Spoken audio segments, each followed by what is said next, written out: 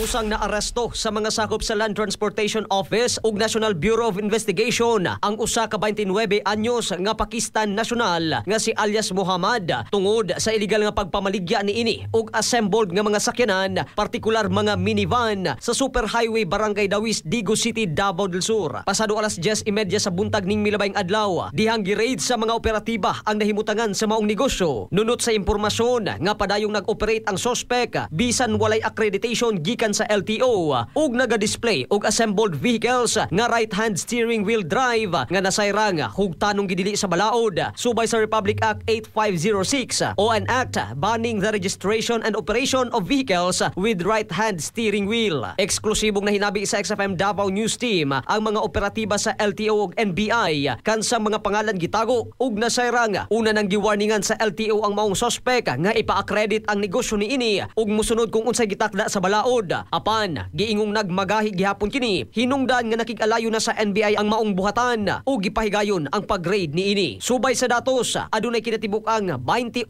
ka mga unit sa minivan sa maong compound. Diin siyam niini ang identified nga right-hand steering wheel drive, 13 ang gipangtanggalan og manobela ug unom ang anaa sa rebuilding area nga padulong na i-convert ngadto sa left-hand steering wheel vehicle. Gikustodiyan na sa otoridad ang dinakpan nga gikatakdang ipailalom sa inquest proceeding nunot sa kasong atubangon uban ang pagkumpiska sa mga unit sa minivan. Padayon usab ang investigasyon sa maong kaso sa pagsubay kung aduna ba kini koneksyon sa dagkong korporasyon nga dunay susamang illegal nga pamaagi. Mga katropa, aron lig-on kanunay ang immune system batok sa mga sakit, imintinar ang pag-inom sa Zantone Vitamin C. Alang sa nakiusang Pilipino para sa Pilipinas, katropang Marvin Ebano, XFM News.